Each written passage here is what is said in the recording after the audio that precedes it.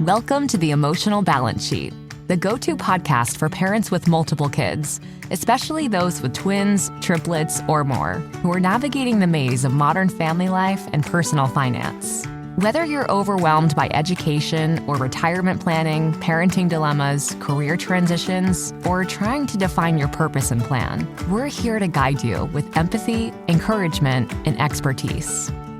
Hosted by Paul Fenner, founder of Tama Capital, a certified financial planner and parent to 4 kids, including a set of triplets. Our podcast is your ally in the quest for financial peace of mind, proving that money matters, but family comes first. Subscribe now and join our community of empowered parents at tamacapital.com. This podcast is for informational purposes only and should not be relied upon for investment decisions. Clients of Tama may retain positions in the securities discussed in this podcast. What does comprehensive financial planning even mean? At Tama Capital, it means a family office where lifestyle planning such as retirement, college, portfolio management, and tax prep and planning are all under one umbrella. But it goes beyond numbers. We focus as much on the emotional side of financial planning as we do on the financial side. We get you. We understand your challenges of building a family, business or career, and a healthy life. We are devoted to wealth planning for families like yours because we are you. Learn how our family can help your family by visiting tamacapital.com. How do you have money conversations with your spouse or partner? And just as important, what are you trying to achieve by having them? I'm excited to have on our resident therapist expert, Dr. Jennifer Dragonette, to talk about this topic and so much more.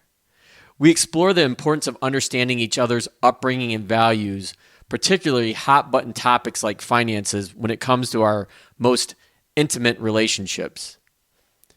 Dr. Jen stresses how curiosity can replace fear in these conversations and also shares techniques to bridge communication gaps and fosters some empathy when dealing with painful stories and experiences.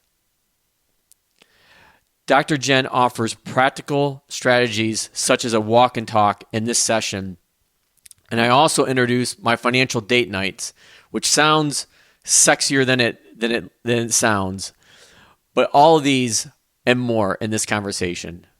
Please enjoy my conversation with Dr. Jennifer Dragonette. Well, Dr. Jennifer Dragonette, welcome back to the Emotional Balance Sheet podcast. Thank you so much for having me back. It's really a pleasure to be back here and looking forward to spending more time with you. I'm really excited about this new season. Before we started talking, I had mentioned that, you're going to be on a more frequent basis, which I'm really excited about. And as I mentioned in the previous episode I recorded with Dr. Taryn Clark, she's going to be on a more regular basis. So I think that we've got this great 1-2 punch with Dr. Dragonette and Dr. Clark covering mental health, which is your background, and then neurology or neuroscience, brain health, which is what Dr. Clark focuses on. So I'm really excited about the direction of the show and where we go, and can't wait to dive into some of these conversations. And I think the most interesting thing about having both of you on now is that there's so much overlap between what I do as a financial advisor, what you do as a therapist, and what Dr. Clark does as a neuroscience. So it's I can't wait to see where this goes. And I think the best way to kick things off is to talk about how money initially impacts relationships. I think I've had this conversation with many people before, and a few therapists that I work with within my firm.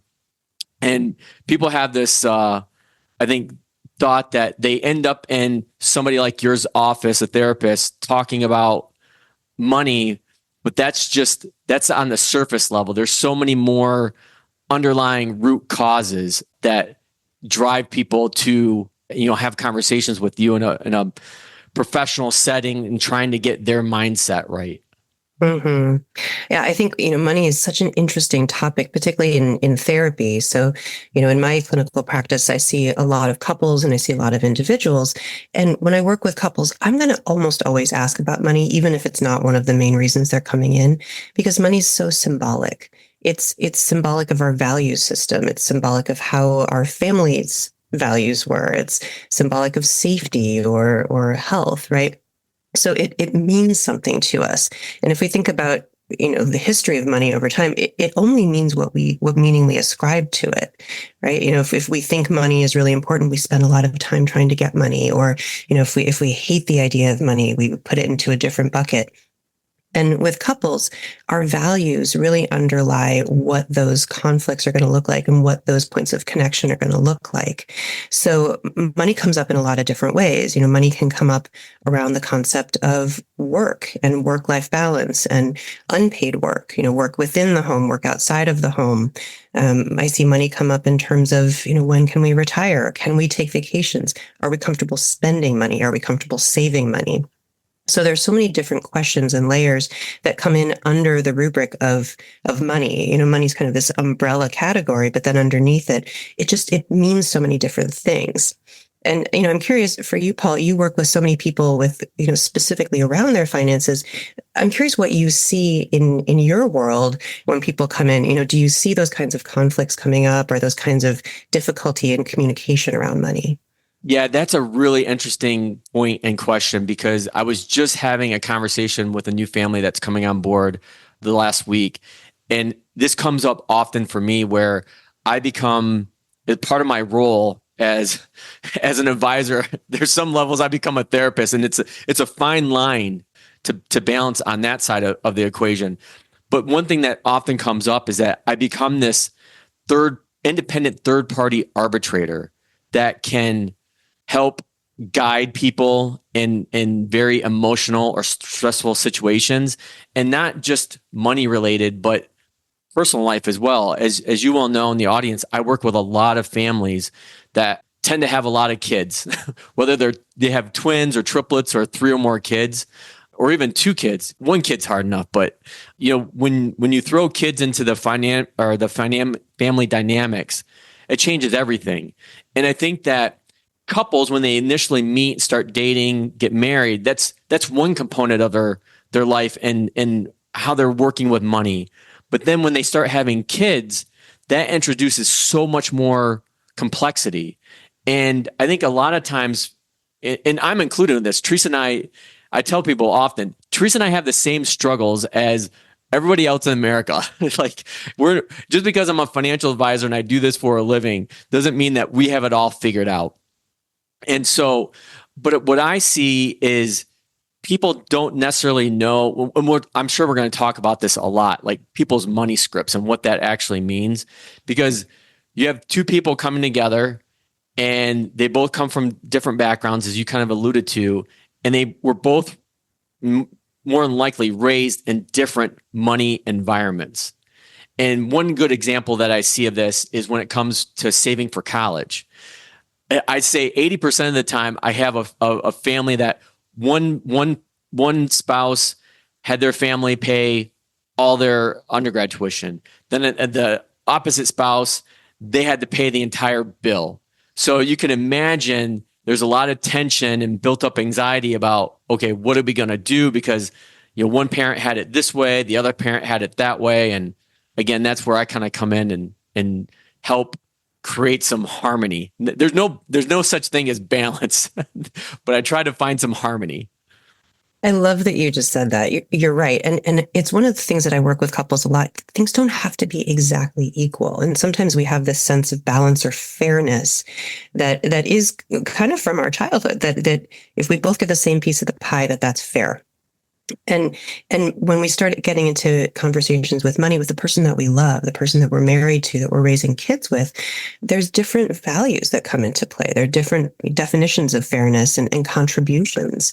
And in many families, in most families, even if you have two parents who are working, they're probably not bringing in exactly the same number of dollars. but they may be bringing in different amounts of value into the family or different amounts of value in terms of the work that they do. So, when we start talking about money, one of the things that I recommend that couples do is they really push back from the table and think about what they appreciate in terms of their partner's contribution to the wealth of the relationship.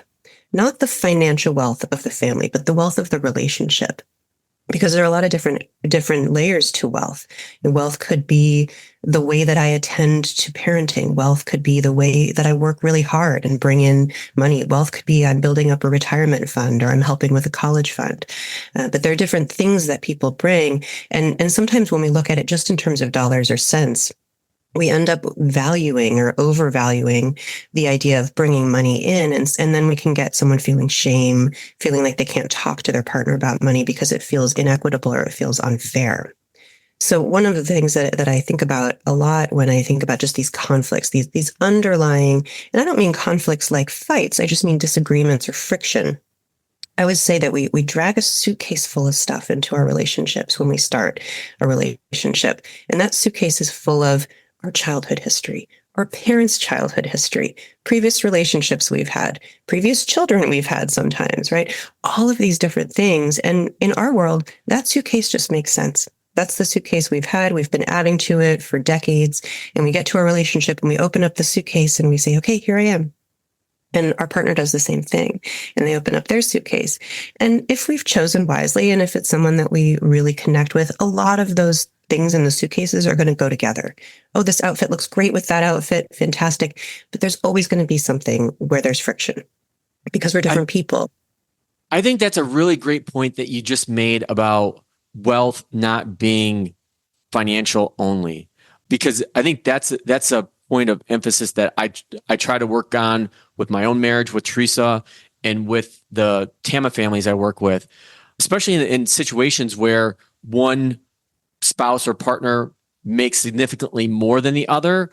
Or a really good case is when you have a stay-at-home parent, whether that's, mom, dad, partner, it doesn't really matter. Because I mean, there it's really cut and dry. Like that person's not bringing any income into the family, but look at all the other things that they're doing that allows that family to thrive. Exactly. And it's easy to assume that we have the same values about things because, with that suitcase analogy, we've had that suitcase our whole lives that has been told to us that that's the right set of values. Maybe that was our parents' values. Maybe we had parents where one person worked at home and one person worked outside the home. And we've grown up thinking that that's what we want or that's what we don't want, right? Sometimes our suitcase is filled with examples, negative examples from our lives that didn't feel great. I never felt like my family had enough money growing up. And so I want to work really hard so I don't ever make my kids feel that way. So we come in with all of these different needs, values, expectations, and we make assumptions. And I think oftentimes with couples, it's the assumptions that get us really stuck. I assumed you wanted to pay for our kids' college, right? Just like you said, or I assumed we would insist that our children pay for their own college. So if we don't empty out those suitcases and really take a critical look at them, we won't know what those assumptions are. And then we get stuck. And so when we're in the heat of the moment, when our nervous system is flaring up and when we're in a conflict situation or a last minute, oh, what do we do about this vacation or how much do we save in our 401k? If we haven't had those conversations ahead of time, it can start to feel like someone's attacking our values or the core of who we are rather than, oh, wow, you were raised really differently than I was. And that's not good or bad. It's just different. It's just a fact. So those differences feel a lot safer when we can discuss them in a calm state ahead of time, maybe even with someone like me or you, as a therapist or a financial advisor, versus in that moment of friction or in that moment of decision. How do you get couples to talk about that and to start being open or even letting their guard down so they're not making decisions based on those assumptions and leading them to have, healthy dialogue? Because it's one thing to have that dialogue with you and your office where it's maybe a little bit more comfortable. But then when you get outside of your office and the real world is melting down around you. You got kids going in multiple directions, career stress. That's where like the rubber meets the road. It's like the things that you learn in therapy that you're trying to apply like outside are kind of easier said than done sometimes. Yes. Yeah, they really are. I'm a big fan of having some sort of regular, consistent meeting with your partner, whatever that looks like. I am too. I just find it horribly difficult. It's horribly difficult, especially if you have children, especially if you have a busy life, especially if you feel a little avoidant, like, oh, this is going to be hard, or we're going to talk about tricky things, or, I don't want to feel distant from you. And so we often get into a space of avoidance about that kind of conversation. Oh, it'll be fine. We'll work it out when we get there. And avoidance is really related to anxiety, whether it's full-blown anxiety, an anxiety disorder, or just the feeling of anxiety. Whenever we feel nervous or anxious about something, we want to avoid that. And when we avoid it, it actually makes that anxiety worse. If we think about any sort of thing that we fear, like, oh, I don't want to open that bill because I'm afraid it's going to be so high. If we would just leave that envelope sealed, our anxiety gets worse and worse and worse until we just open it. So that's interesting. Yeah, it's just how anxiety works in general. And, we can talk all about anxiety in another episode. I'm sure we will. I'm sure we will. And I want to. But with this kind of thing, I think if you can get into the habit, I have, lots of couples where I say, just do a weekly walk and talk, where every Sunday morning you go for a 30-minute walk together and you just deliberately talk about the things that you kind of haven't wanted to talk about all week. And the more you do that, the less scary it becomes, the more you see that you can make it through. And with those conversations, I always recommend that it's not to be hashing out things, deciding things, convincing each other of things. We don't convince each other of things very well. It's more a place of curiosity. Interesting. Yeah. Tell me more about that. Lead with questions. And I have lots of questions that I can share with you that I like to recommend to couples. Like, tell me more about that. Oh, so interesting. Wow, that's different than mine. But before I tell you my story, tell me more about yours. Right? So even maybe framing that like, this particular meeting is just for me to listen to you. And then the next meeting is for you to listen to me. So we're not trying to make each other see from my perspective. I'm trying to just get more clarity, more fullness about what it was like for you as a little guy, what you learned about money growing up, what your fears are about having enough. What does having enough mean to you? Right? All of these questions that we might not ever take the time to ask. What you just said, that's going to be another one of our, I think, hot topic episodes, is talking about how to define enough and what enough is, because that's a topic that comes up with families I work with over and over again. I'm curious to know, because that's one thing I'm always trying to figure out, is how to bring couples together to coalesce around defining their purpose. Because I think a lot of people think there's a stereotype of what a financial advisor does, and usually it's around the portfolio management side of what I do. Well, that's important. I keep emphasizing to people over and over again that it's really not the most important thing I do.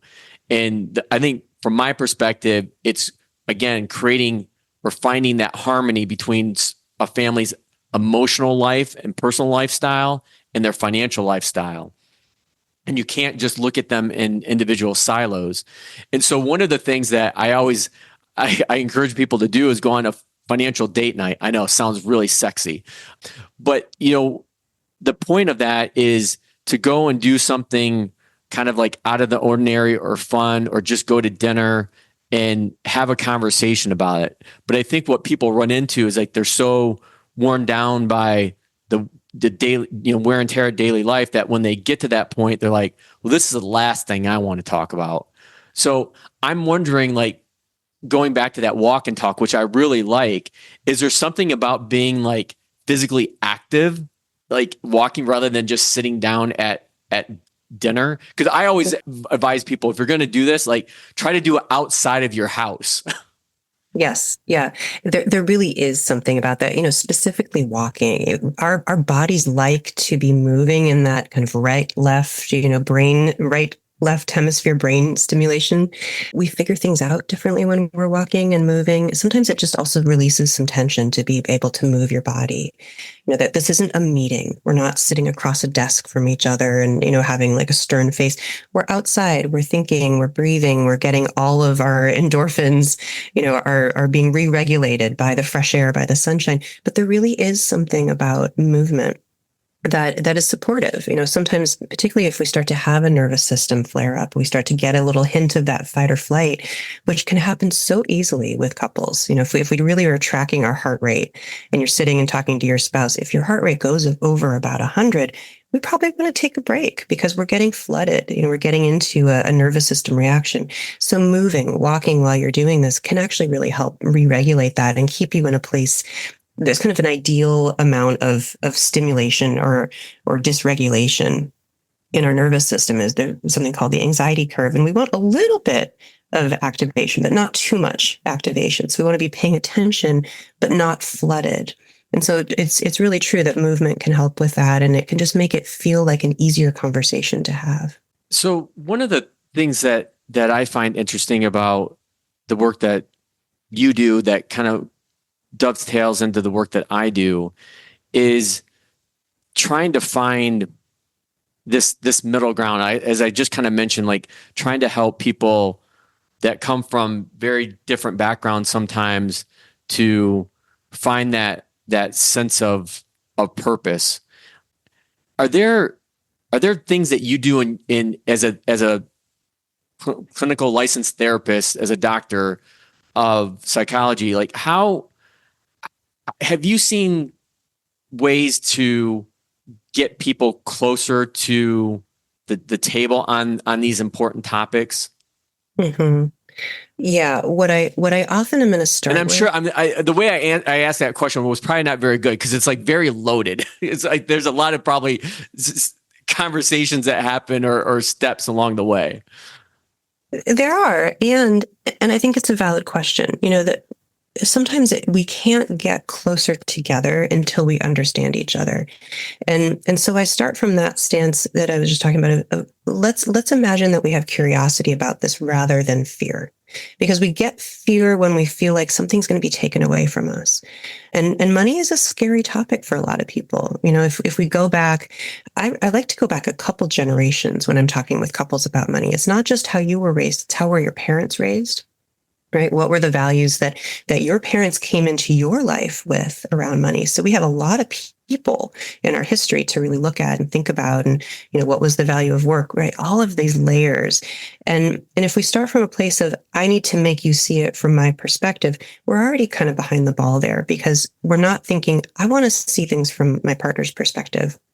So there needs to be a little softening around that. Often I'll do a lot of work with couples in the beginning around, what is the goal of this therapy or really of even this relationship, and to help them move out of the goal being you come to my side and we see things that way. Sometimes couples are kind of like going at each other as though they're enemies. And I always think the goal is to make them the team and facing out toward the world. And if you're the team, you have to know what your teammate needs and wants. They need to know what you need and want so that you too can take on this world together. And so sometimes in order to do that, we have to get at the stories. We tell ourselves stories, typically really painful stories, because we're trying to protect ourselves. So, my partner doesn't value my unpaid contribution to the house because they think I'm lazy, or they think I don't work hard enough, right? These painful stories that their partner probably doesn't think, never said, right? But it's from history. It's from, watching the ways that your parents related to each other, or getting these messages throughout your own personal history about the value of whatever we're talking about. So when I work with couples, and couples can do this on their own too, it's just you have to be really mindful of your goals. I try to get a lot of those early questions ironed out. What did you see, right? What did your parents teach you about money? What did you learn about money? If you had to define this, just specifically around money, but we could take any topic, right? Sex, children, college, right? Anything like that. And what have been those values that you've carried with you around this? How does that show up in your life? How has that informed decisions that you've made over time? sometimes I like to actually try to get couples telling each other stories about their lives. Like, what was the moment in your life that you were the most scared around money? Right? What was the scariest story that you've been carrying with you? Because guess what? That story is still playing itself out, right? Maybe you were having to file for bankruptcy at some point in your life, or maybe you went through a divorce, or maybe you were headed to college and at the last minute your parents told you there wasn't enough money. There's sometimes really, really painful stories that we might not even know about our partner. Or maybe we heard it years ago, but we kind of forgot that it was such a big deal to them, because it just wouldn't have been the same deal to us. So, to try to, I use this analogy a lot, kind of push back from the table, that we're not here to try to make sure anything happens. We're just here to try to really listen and to give that person the same, grace and care that we would give to our best friend. Because sometimes when we're in relationship, that person becomes such a part of us that we blow them off, that we blow ourselves off, right? But this person matters. We're saying that this is the most important person in the world. And so trying to deeply understand what their experience has been like, it's not just a vehicle to have better conversations. It's also a way to really meet this person eye to eye and see like the little guy that's still in there that is them when they were 6 years old, that was told, no, we can't afford that, or no, you don't get to have that. This is, oh my gosh, this is so interesting. Like my mind, like it's just spinning. And I'm thinking back, like Teresa and I started dating 20 years ago. We'll be married, oh man, 18 years this October. And I'm thinking about like just people that are dating each other. I'm like, well, how comfortable are you going to feel like unloading all the skeletons in your closet about like, growing up in your childhood? You don't. And even like, now I'm just thinking like 20 years later, I'm like, I don't think I've ever had a conversation with Teresa like that before. I'm like, and you're probably giving me the kick I need to be able to do that. Well, and so it's interesting. I mean, I so appreciate you naming that. Congratulations on your almost 18 years. And if we think about, not to put you on the spot, but, why haven't you had those conversations, do you think? Yeah, it's got to be something around fear-based. Like you had mentioned before, is there's something probably there that like I'm ashamed to talk about or fearful to talk about. And so I just don't. And right. Yep. So I think, you would know best, but is shame and fear are probably like the two biggest drivers of why communication breaks down. Exactly. And listeners, I promise we did not plan this conversation, but that's exactly it, Paul. That's exactly it. Oh yeah, that's a good point. Like audience, like none of this is planned. Like Jen and I talked about this, about coming up with a topic to talk about when we have these conversations. It's going to probably be about at least once a month. And probably now is as good a time as ever to encourage you, if you have questions that you want to have us talk about and Dr. Jennifer answer for us, please send those emails into me and we'll make sure that we include it in our conversations. Yeah. So, so unprompted, right? You came up with exactly the number one thing I see, which is fear and shame. And shame is like this roadblock in front of us. Once we start feeling shame is, something's wrong with me, right? That's the message that shame tries to get through. It's horrible, right? Something's fundamentally wrong with me. I'm not lovable the way I am. I'm not good enough the way I am. The way I feel about this is wrong, right? So when we get into that shame space, even if it's just low on the spectrum of shame, it's gonna stop us in our tracks. And it's so heartbreaking, because usually what shame is telling us is don't approach, right? Don't get close, don't share, don't open up, which is exactly the wrong message. Because when we don't do that, then we don't get all this information. And time and again, I always want to have a caveat, like a little asterisk, that there are some relationships that are not safe, that are not healthy. And if you're in one of those relationships, you probably feel it, at least on some gut level. And maybe these aren't safe conversations to have. So, putting that out there to be really clear. In the majority of couples I see, which really the majority of couples are loving and healthy enough to have these conversations, what I often see is that when we kind of break that barrier of shame, when you kind of tentatively put a foot out and say, hey, there's something I'd like you to know about me, time and again, there's more closeness after that conversation. Intimacy is not caused by safety. Intimacy is caused by openness and vulnerability and breaking through the shame and letting somebody in closer to you, kind of increasing the willingness to have them see you as you are. And if we kind of veer very quickly over to attachment, which is probably another topic we can talk about sometime, when we feel attached as a child to our parents, what we really want is to be seen and known and loved for who we are, and to be seen as competent. Those two things. We want that from our partners too. We want to be seen and known and loved for exactly who we are, but we can't get that unless we show them who we are, right? So if we have this block against really revealing or opening up, we're never going to truly feel loved, because we know we're not sharing everything. We know we're hiding something, or we're being reluctant to open up. So in order to fully attach, fully and completely, there's this expectation, like, I'm sharing everything with you. You're sharing within reason, right? Everything with me. But there's anxiety about it. And exactly as you said, it's kind of like, gosh, I've never had these conversations. And it can feel like, well, too much time has passed, right? We've been together for 20 years. It's too late to open up these conversations. And I just want to say that it's really not. It sometimes can be fascinating or really fun. I love your idea of a financial date, right? To go and just say, all right, let's talk about all this stuff. I realize I don't know this about you, right? You don't know this about me. And there's so much power in saying to your loved one, I feel a little nervous about saying what I'm about to say, right? I mean, you can kind of feel the temperature in the room change when you say something, but in my mind, it's one of the bravest things we can say. Is I'm about to tell you something that I've been nervous to say, or that I've been feeling ashamed to say. And you better believe if my partner says that to me, I stop what I'm doing and I pay attention, right? Well, Dr. Jennifer Dragonette, I think that's a really good point to close on this initial conversation and having you back on. And I can't think, there's so many great takeaways. So listeners, be sure to check out the show notes, because I'll put some of those in it, along with links to Jen's website. And again, I can't thank you enough for joining me, and so excited about where we're heading with this going forward. Thanks, Jen. My pleasure, Paul. It's great. I really appreciate you having me on, and look forward to more conversations. As I mentioned in the episode, I'm really excited to have Dr. Jennifer on as a frequent guest and talk about the intricacies of our financial life with our personal life.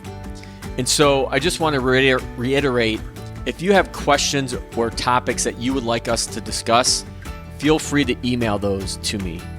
My email is in the show notes. It's on our website at tamacapital.com.